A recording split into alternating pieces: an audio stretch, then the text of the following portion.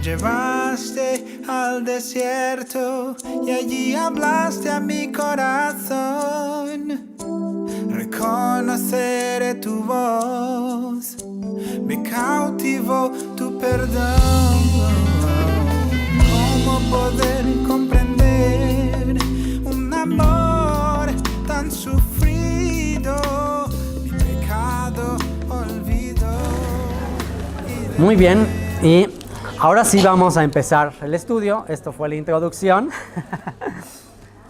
Pero esto fue la introducción para que ahora sí, a la hora de hacer un recorrido por la Biblia, sepamos que hay una dimensión paralela al mundo físico que estamos viendo.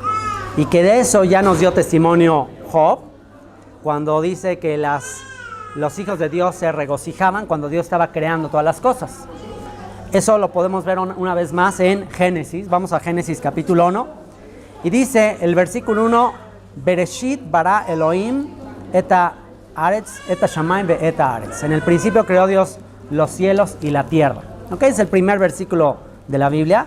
En el principio creó Dios los cielos y la tierra, perdón. En el principio creó Dios los cielos y la tierra. Y de repente, el versículo 2, como que yo quiero preguntarles a ustedes, ¿cómo te suena el versículo 2 después del versículo 1 que dice, en el principio creó Dios los cielos y la tierra? Y luego el versículo 2 dice, y la tierra estaba desordenada y vacía.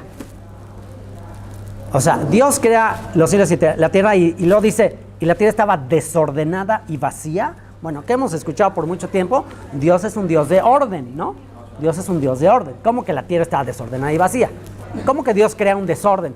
En hebreo es tohu vabou. Esta desordenada y vacía en hebreo tiene que ver con un caos, con un desorden, con algo caótico, ¿no? Y entonces, pues tú aquí te preguntarás, bueno, ¿por qué Dios crea un caos, algo desorden? Y así dice, y la tierra estaba desordenada y vacía, y las tinieblas estaban sobre la faz del abismo. Aquí se introduce el tema de las tinieblas. Y el Espíritu de Dios se movía, y ahorita vamos a hablar de esa palabra en hebreo, que significa, muy interesante. El Espíritu de Dios se movía sobre la faz de las aguas. En estos dos versículos, prácticamente ya tenemos una gran historia de la creación. Un gran panorama de esta lucha cósmica que vimos en el libro de Job. Y aquí tenemos que preguntarnos, ok, si Dios es un Dios de orden y Dios no crea algo caótico, entonces, ¿qué pasó entre el versículo 1 y el versículo 2? Esto se conoce en ámbitos teológicos de comentarios bíblicos, se le conoce a este aparente contraste, se le conoce como la teoría del gap. Es como que algo pasó entre el versículo 1 y el versículo 2. ¿Qué fue? Caos. ¿Por qué? Porque el profeta Isaías dice que Dios no creó la tierra, y usa la misma palabra, que Dios no creó la tierra en vano, o no la creó así como tohu vabou, no la creó caótica, dice, sino para ser habitada la creó. Eso dice Isaías. Entonces Isaías nos dice que Dios no creó la tierra así. Entonces si Isaías nos dice Dios no creó la tierra así, entonces tendríamos que preguntarnos, entonces ¿quién la hizo así? ¿Quién la hizo así? ¿Y dónde está la respuesta? Bueno, pues ahí está en libros escritos judíos antiguos que nos van a empezar a dar la respuesta de quién causó todo esto. Bueno, esto tiene que ver con lo que habla aquí, las tinieblas, el reino de las tinieblas, el mundo espiritual, un mundo espiritual de tinieblas que trajo el caos, que trajo las tinieblas. ¿Y de quién estaremos hablando? Ahora sí, del adversario, de Satanás, de lo que vamos a hablar aquí en este lugar, en este monte, que se introduce a la creación y que Dios permite que se introduce, que Dios ya sabe por qué se va a introducir, y Dios todo esto lo tiene planeado desde el principio. De hecho, Isaías dice, yo creo la adversidad, yo creo las tinieblas. Como que Dios tiene un propósito para las tinieblas, para la adversidad. Y aquí es donde nos tenemos que preguntar, ¿y cuál es el propósito? ¿Para qué Dios creó la adversidad? ¿Para qué Dios creó las tinieblas? ¿Por qué no Dios creó un mundo feliz desde el principio, color de rosa, todos contentos, todos felices, y no hay adversidad, no hay pruebas, no hay tinieblas, no hay nada? Aquí está la respuesta en el versículo 2. Dice, y el Espíritu de Dios, en hebreo Ruach HaKodesh lo podríamos traducir también como el viento, un viento divino. Un viento divino. Y la palabra ruach es un término, es una palabra que está en término femenino incluso.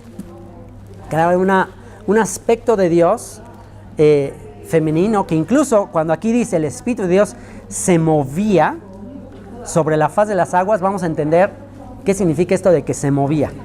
Se movía, en hebreo la palabra merajefet, que significa como que el Espíritu de Dios aleteaba. El movimiento que hace es parecido al que hace una gallina cuando va a poner un huevito. O es el movimiento, esta palabra también se utiliza, tiene que ver con lo que hacen las águilas, y aquí tenemos un buen panorama para imaginarnos dónde las águilas ponen sus nidos. ¿Dónde las águilas ponen sus nidos? En las alturas.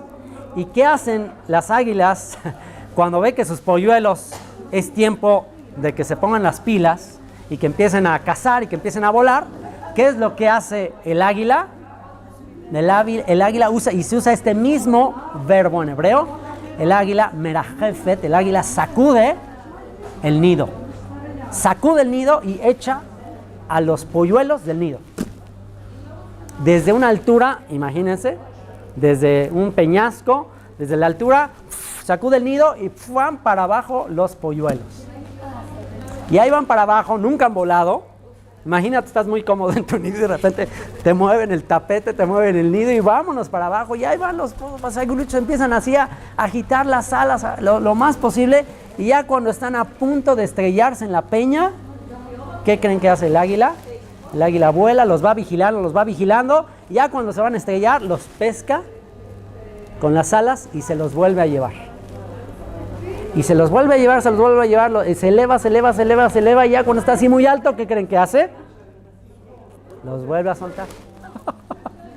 Y ahí van todos los ejercicios. ¡Ah! Y otra vez el águila, y así se la pasa ejercitándolos, hasta que ya están lo suficientemente fuertes las alas para volar por sí solos.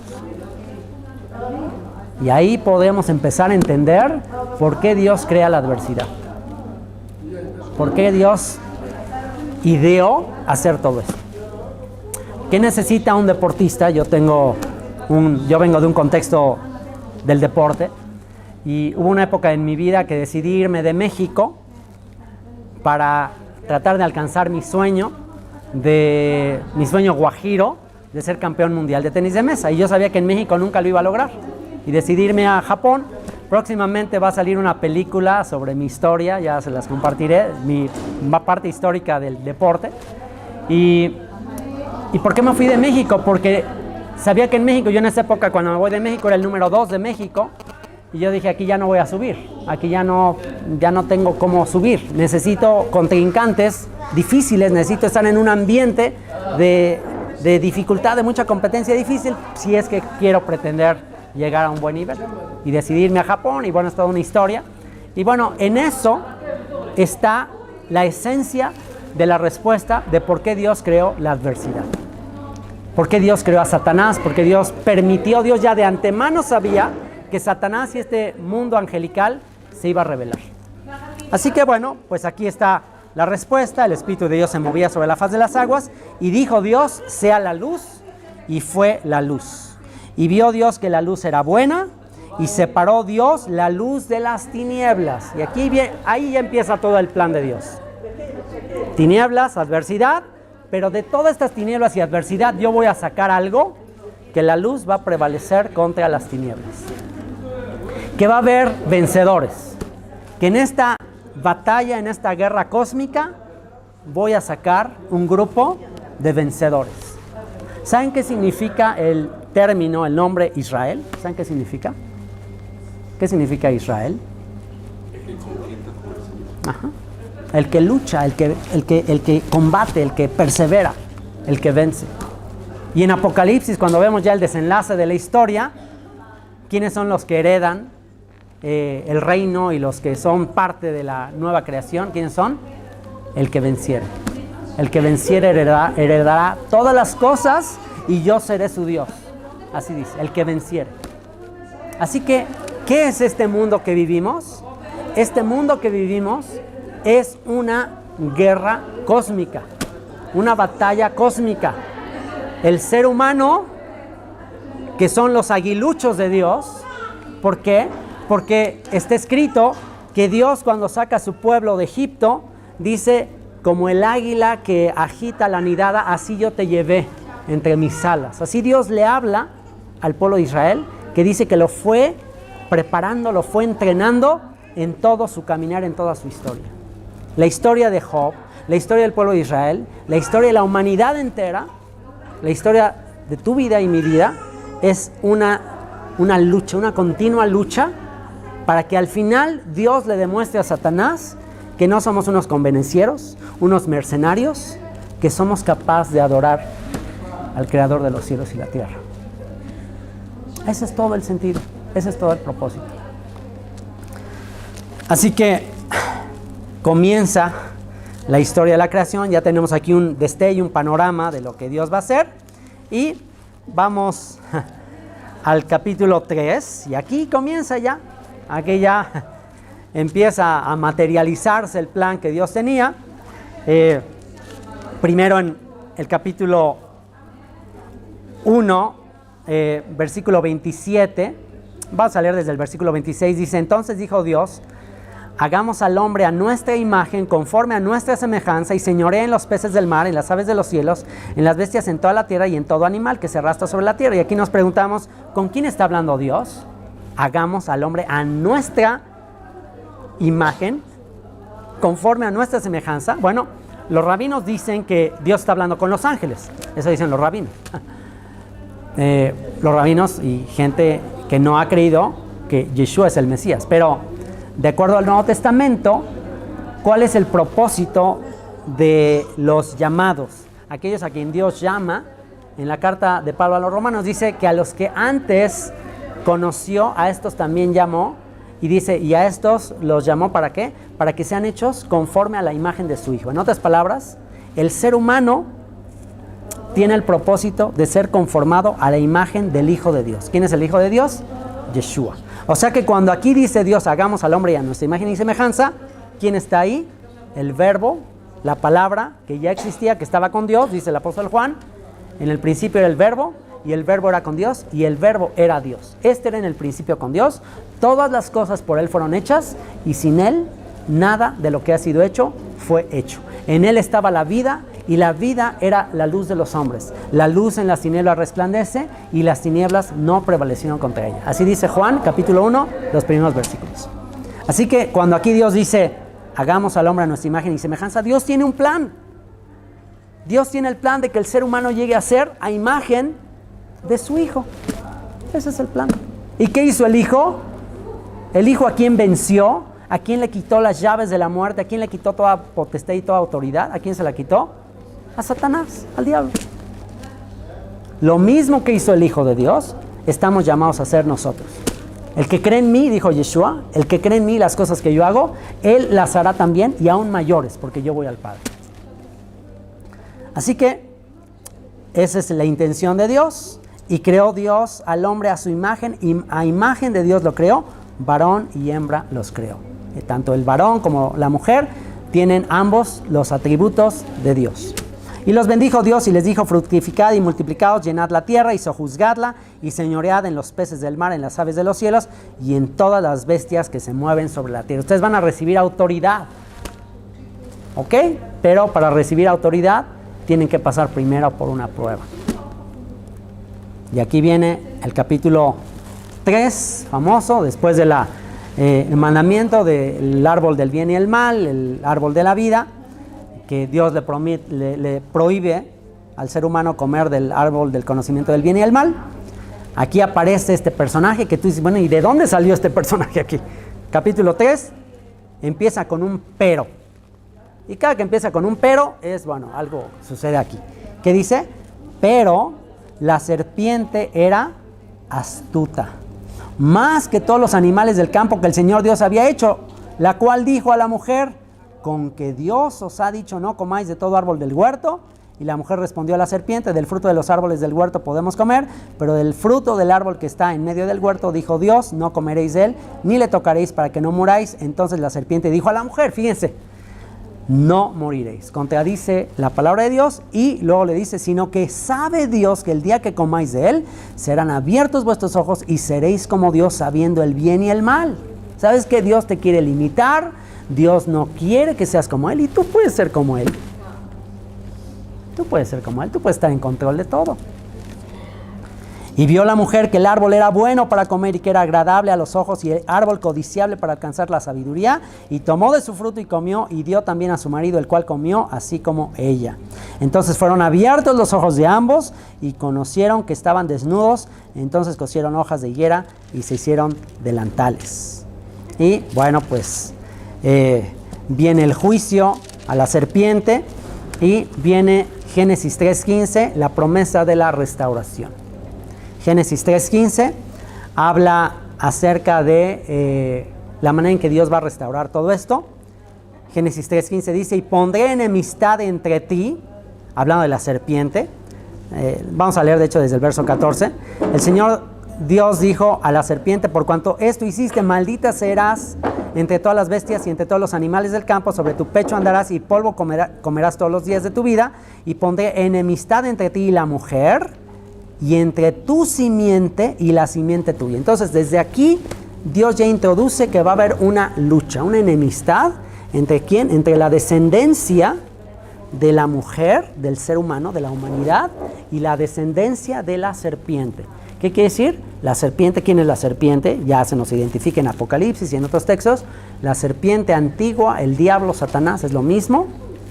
Y quiere decir que Satanás va a tener una descendencia, y aquí estamos hablando de algo biológico. La palabra simiente en hebreo, la palabra sera, que se traduce al griego como espermatozoide.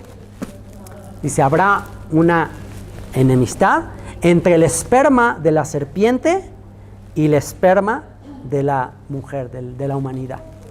Una lucha, una enemistad.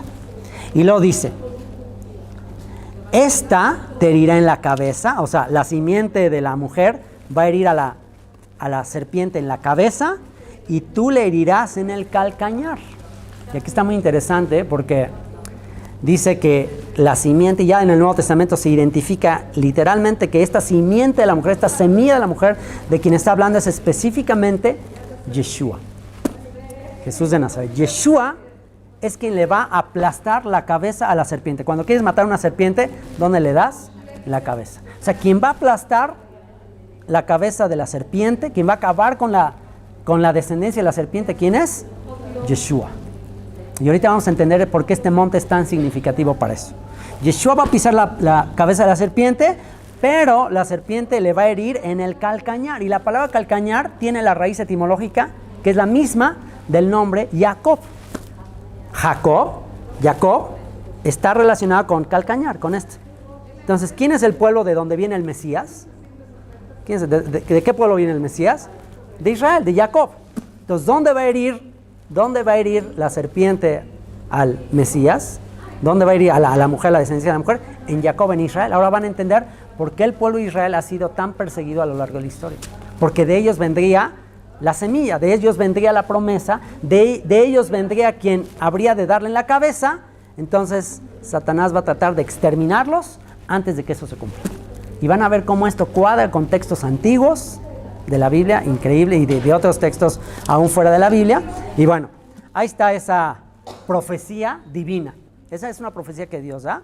Y vámonos ahora al capítulo 5. Bueno, el capítulo 4 habla ahí de Caín y Abel, el primer homicidio, ahí cuando Caín mata a su hermano Abel, etcétera. Y luego viene el capítulo 5.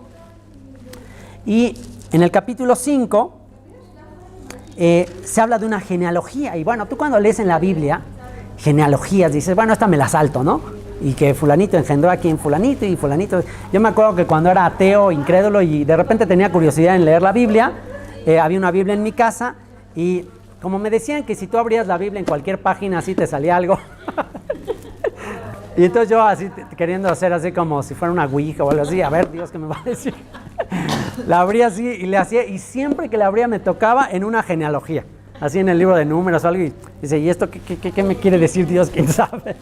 Entonces, bueno, a veces las genealogías uno se las salta, pero te vas a dar cuenta que aún las genealogías en la Biblia tienen una razón de ser. Aún Dios a través de las genealogías revela cosas extraordinarias. Como por ejemplo, en esa genealogía del capítulo 5 se mencionan 10 nombres, 10 generaciones, desde Adán hasta Noé. Desde Adán hasta Noé. 10 nombres aparecen ahí. Adán, que engendra a Set. Set engendró a Enos. Enos engendra a Cainán. Cainán engendra a Mahalaleel. Mahalaleel engendra a Yared.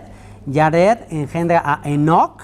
Enoc engendra a Matusalén. Matusalén engendra a Lamec. Y Lamec engendra a Noé.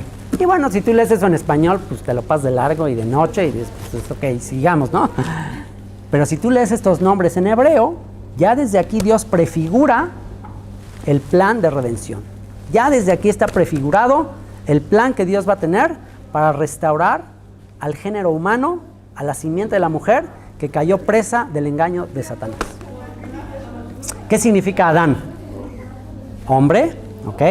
¿Qué significa Set? Set significa sustituto. ¿Por qué? Porque se murió Abel y después de que muere Abel, tienen a Set y le pone por nombre Set porque dice, este me sustituye al que perdí, a Abel, ¿no? Set, sustituto. Enos significa causa de muerte. Cainán significa adquiere. Adquiere, viene del verbo lignot, koné, comprar, adquirir. Mahalaleel significa exalta a Elohim, exalta a Dios. Mahalaleel, exalta a Dios. Jared significa descender, vino del verbo laredet, yared, descender. Enoch viene de jinuch, que es educación, educar, enseñar, instruir. Matusalén, metu, shelach, que tiene que ver con muerte y enviar. Su muerte enviará. Y Lamec significa prominente. Prominente, algo muy importante. Y Noé, Noach, significa reposo. Reposo. Ahora junten los significados de esas 10 generaciones y ahí tienen en el capítulo 5 de Génesis, escrito 1500 años antes de que naciera Jesús de Nazaret, ahí ustedes tienen el Evangelio. ¿Qué dice? Adán, hombre, sustituto. ¿Quién es el hombre sustituto? ¿Quién es el hombre que sustituye a Adán? Hombre sustituto. ¿Quién es el hombre que sustituye a Adán? ¿Quién es el postrer Adán? Yeshua. Hombre sustituto, causa de muerte, adquiere. ¿Cuál es la causa del pecado? La causa de, ya se lo dije. ¿Cuál es la causa de la muerte? El pecado. Hombre sustituto, causa de la muerte, adquiere. Compra la causa de la muerte. Redime. Compra la causa del pecado, de la muerte.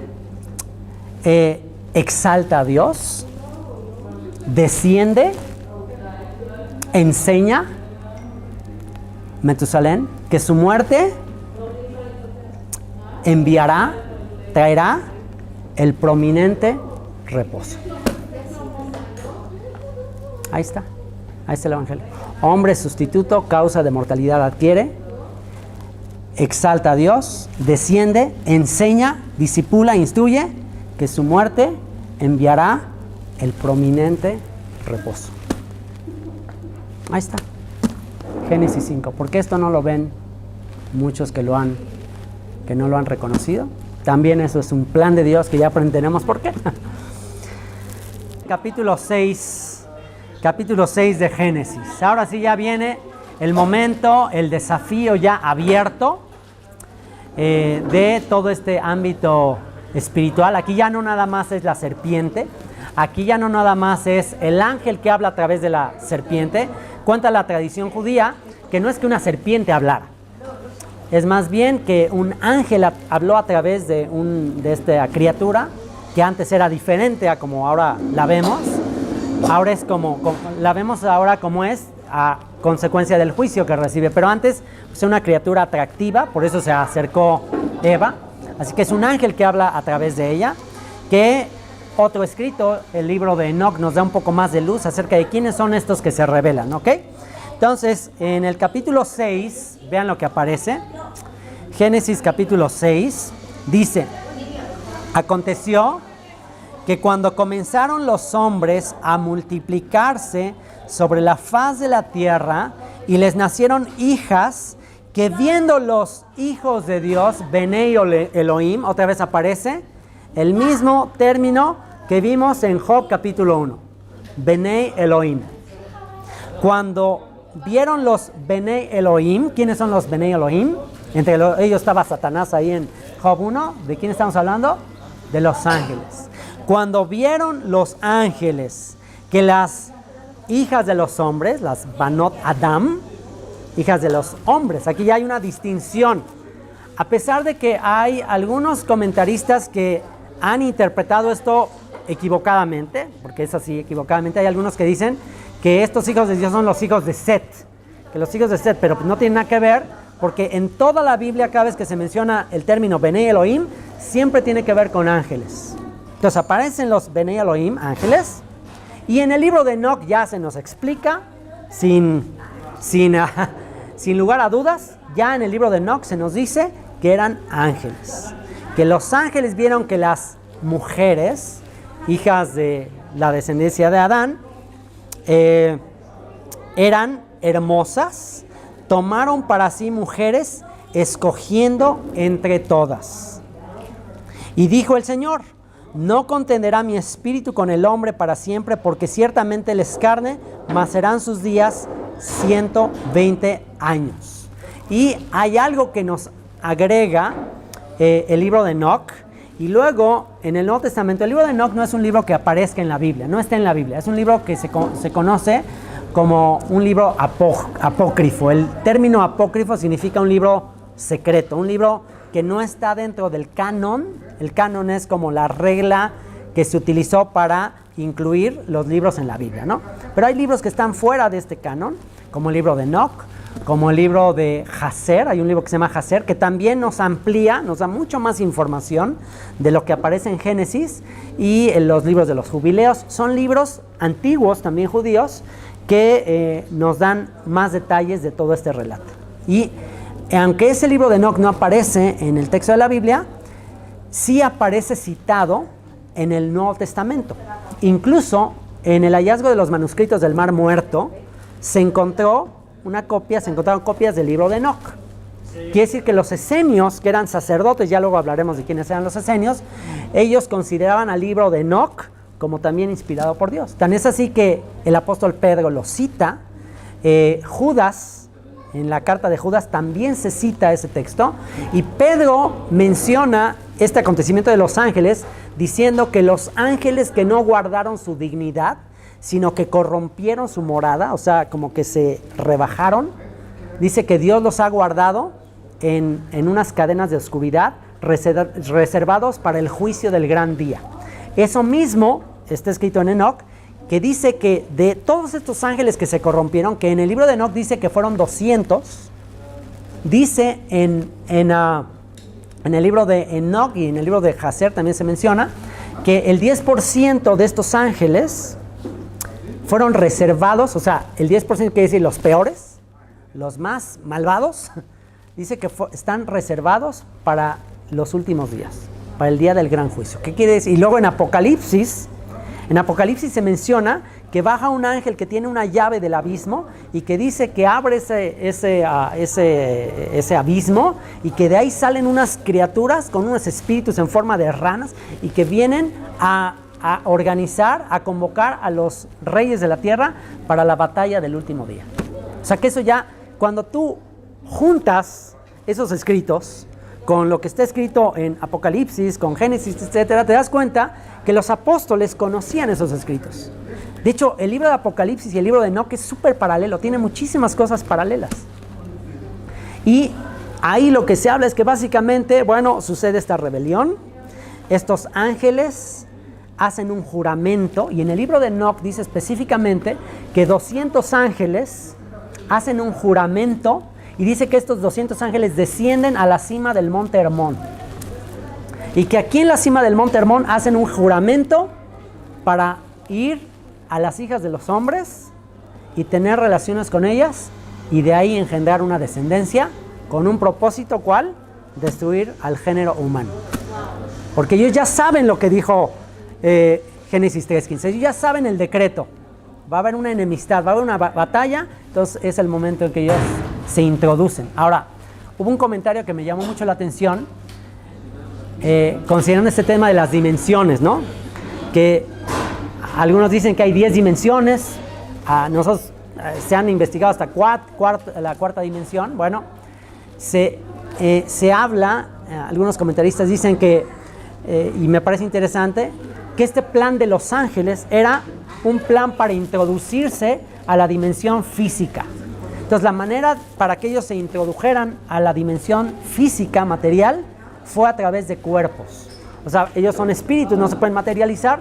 Para poderse materializar, tenían que hacerlo a través de cuerpos, a través de carne. Entonces, eso es lo que significa que abandonaron su morada. Eso es lo que significa que cambiaron su naturaleza y su ámbito y la dimensión en la que estaban y entraron a esta dimensión de manera prohibida. O sea, eso lo hicieron en rebelión para entrar a esta dimensión y al estar en esta dimensión controlarla, dominarla.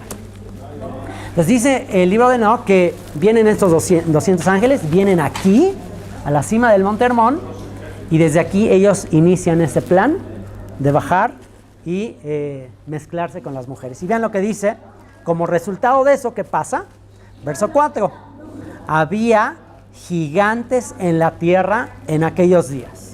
O sea, como consecuencia, como resultado de eso que sucede, y el libro de Enoc nos dice por qué, había gigantes. Y esta palabra gigantes, en hebreo es la palabra nefilim. Nefilim viene del verbo nafal, que significa caer, descender, y son gigantes, nefilim. Había gigantes en la tierra en aquellos días y también después que se llegaron los hijos de Dios a las hijas de los hombres y les engendraron hijos. Y aquí está una palabra clave que vamos a entender por qué es tan importante ahorita que vayamos a la fortaleza de Nimrod. Fíjate, estos gigantes, dice que son engendrados, dice, estos fueron los valientes.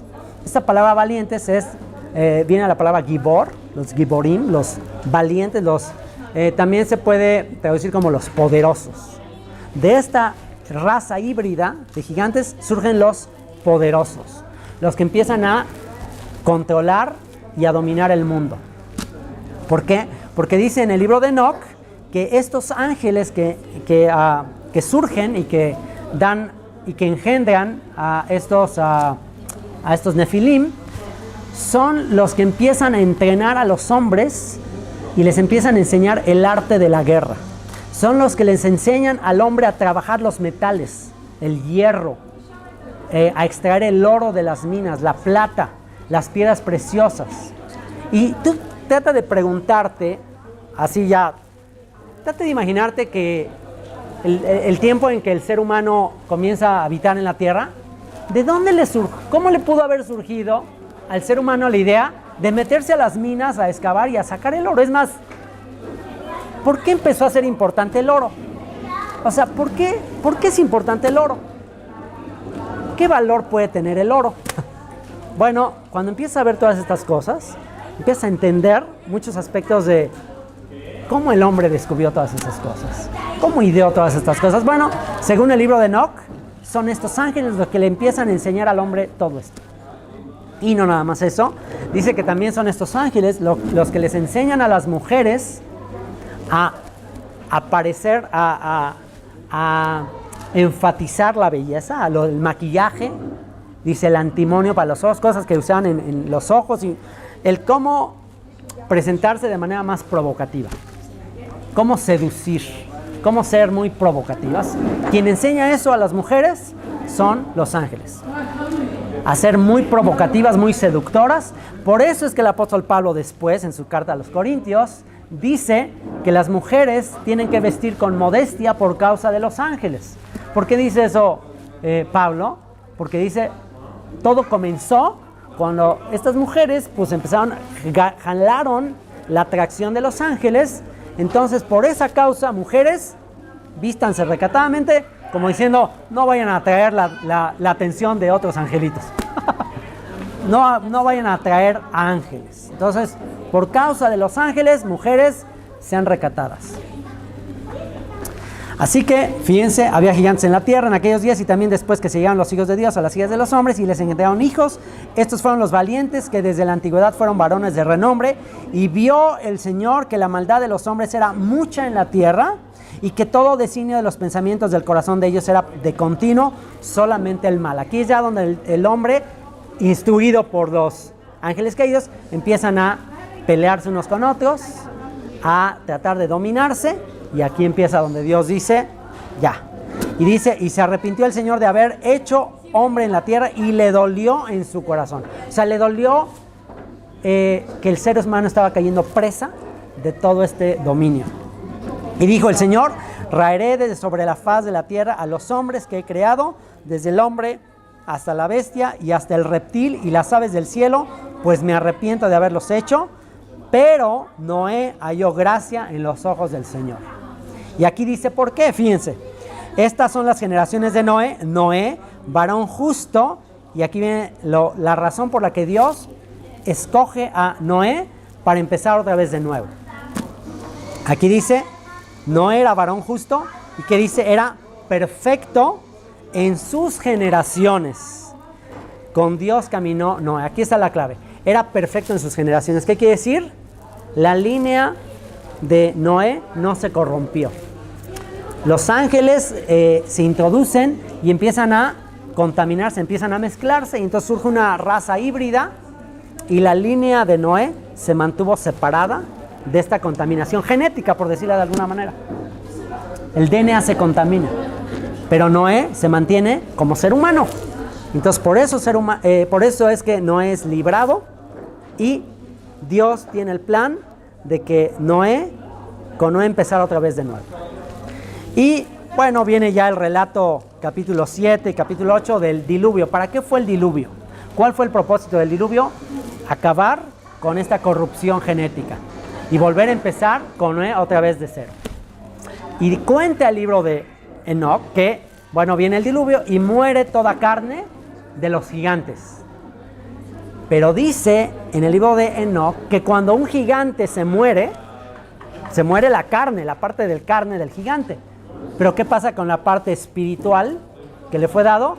Esos espíritus que le salen a la carne se convierten en los espíritus inmundos, en los demonios de los que más adelante veremos en los evangelios. Cada vez que Yeshua echaba fuera demonios, ¿quiénes eran estos demonios?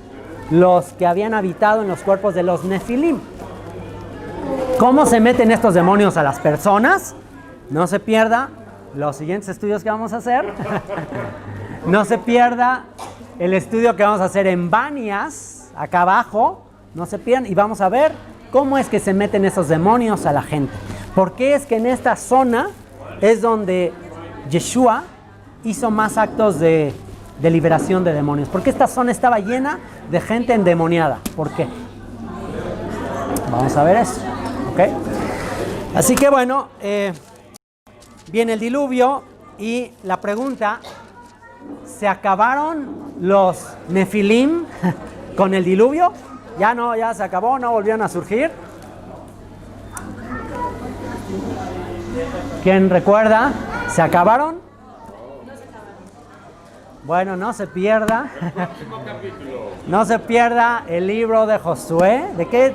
El libro de Josué. Y es más, ¿por qué no entraron a la tierra prometida? Porque cuando llegan a la tierra prometida y los envía a los espías a venir a recorrer la tierra, ¿qué es lo que vieron algunos de los espías? Que les dio miedo. Dijeron, no hay que entrar porque está difícil.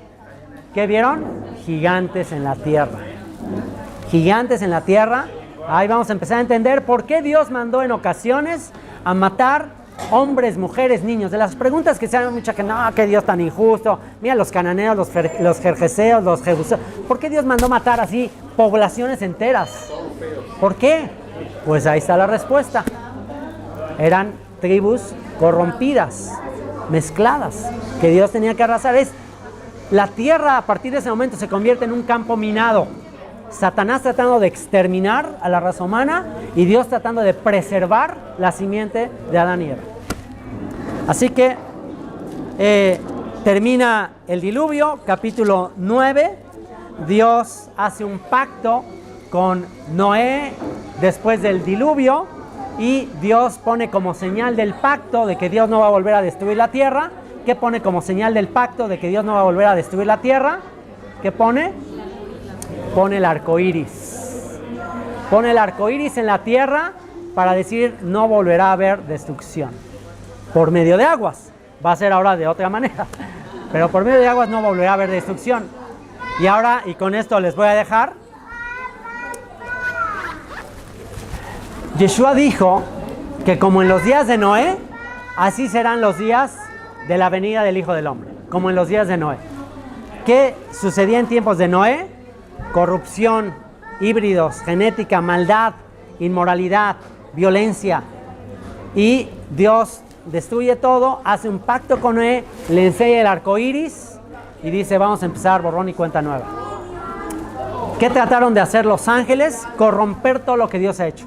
Mezcla de seres espirituales con seres humanos, mezcla de animales. Dice que los ángeles también enseñaron a los hombres a hacer mezclas de plantas, mezclas de animales. Yo les hago una pregunta. ¿Qué está sucediendo actualmente a nivel científico? ¿Qué se está tratando de hacer? Mezclas, clonaciones, mezclas de especies. Diferente a lo que Dios dijo cuando creó cada cosa, cada planta, cada animal conforme a su género, conforme a su especie. Pero ¿qué hizo Satanás? Trató de corromperlo todo, de mezclarlo todo. Y el pacto, el símbolo, la señal del pacto de Dios de misericordia, ahora ¿para qué se usa esa misma señal del pacto? ¿Cuál es el símbolo del arco iris actualmente?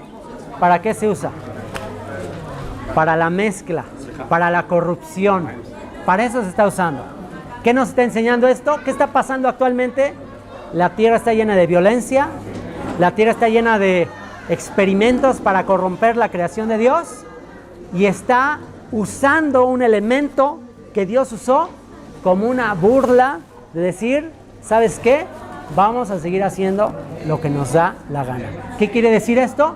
¿Quién está influenciando a la humanidad actualmente? Los mismos que influenciaron en aquella época. O sea que una vez más la humanidad está bajo el control de toda esta gente, bajo toda esta influencia. Vamos a parar aquí y vámonos a la fortaleza de Nimrod. Ahora van a entender por qué la fortaleza de Nimrod está aquí nada más. ¿Por qué está tan cerca? ¿Qué conexión hay entre lo que sucede aquí con Nimrod? Y al final entenderán, y quiero que lo recuerden, por qué Yeshua, el Hijo de Dios, cuando viene al mundo, trae a sus discípulos y viene a la cima de este monte, y estando en la cima de este monte se transfigura. Sus vestidos se hacen blancos como la nieve, y lo ven ahí dos de sus discípulos, Pedro y Juan estaban con él, y dice que lo ven como un ángel, lo ven, transfigurado totalmente. Y se escucha una voz del cielo que dice, este es mi hijo, a él oigan. ¿Por qué sería que Yeshua viene a esta montaña y aquí toma su aspecto celestial, sobrenatural? ¿Por qué sería? Y porque después en Mateo capítulo 28 dice que Yeshua después de resucitar les dijo a sus discípulos, vayan a Galilea, al monte que les dije, y ahí me manifestaré ahí los veré. Y dice que vienen al monte en Galilea, el monte santo en Galilea. ¿Saben qué significa Hermón? El monte Hermón, ¿saben qué significa? ¿Santo? Monte Hermón, fíjense qué interesante. Monte Hermón tiene que ver con algo apartado, con algo que es consagrado, apartado, pero algo apartado, consagrado como para maldición. Algo que es apartado como para juicio. De hecho, la palabra árabe, harem, tiene la misma etimología, las mismas letras que Hermón, porque tiene que ver con algo que el hombre aparta, como las mujeres del harem son algo apartado por el hombre, para él. Bueno, esto tiene que ver con este monte, algo apartado como para traer ahí un juicio. O sea que aquí que empieza la adversidad, aquí que empieza toda la rebelión. Entonces ponte a pensar, Yeshua viene aquí y aquí se transfigura y aquí Dios dice, este es mi hijo. Y luego cuando resucita, viene aquí a este monte con sus discípulos y les dice, toda potestad me ha sido dada en los cielos y en la tierra. Ahora vayan y hagan discípulos a las naciones. Es aquí donde Él oficialmente ya los envía a ser discípulos. ¿Qué tienen que ir los discípulos a decirle a la gente? El Hijo de Dios ha venido para liberar a los cautivos. Solamente Él te puede liberar de la influencia de lo que estos ángeles hicieron. Así que bueno, ya tenemos un pequeño destello, vamos a orar y nos vamos a ver la historia de la rebelión ya con un hombre llamado Nimrod. Padre, te damos gracias por tu palabra, gracias por lo impactante que es estar en esta zona, que aún en la actualidad es una zona militarizada, es una zona donde hay tensión militar, donde los ejércitos del mundo combaten, los ejércitos del mundo se disputan todo este territorio, pero sabemos que esto es una contraparte, esto es un reflejo de lo que sucede en los cielos, donde tus ángeles pelean, luchan contra estos ángeles que se rebelaron, que no guardaron su propia morada, pero que están reservados para el día del juicio, donde tus escogidos, donde Israel, el que vence, ha de juzgar a los ángeles. Y hemos de heredar el reino que juraste a aquel que venciere. Bendito seas por ello, Padre, gracias por este privilegio de tenernos aquí. Y Señor, que al final de este recorrido podamos entender por qué nos creaste, cuál es el propósito sublime que tenemos como tus criaturas, como hechos a la imagen y semejanza de tu Hijo, Yeshua, por quien estamos aquí. Amén. Me llevaste al desierto y allí hablaste a mi corazón. Reconoceré tu voz, me cautivó tu perdón. ¿Cómo poder comprender un amor tan sufrido? Mi pecado olvidó y de nuevo me aceptó.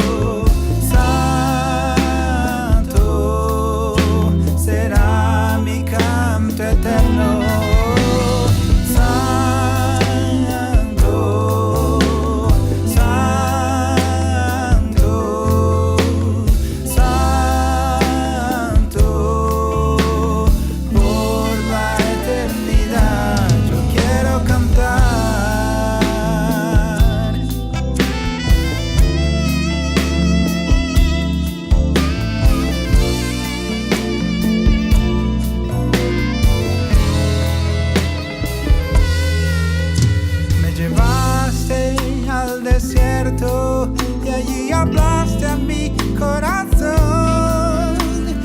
Reconoceré tu voz, me cautivó tu perdón. ¿Cómo poder comprender un amor tan sufrido? Mi pecado olvidó y de nuevo me aceptó.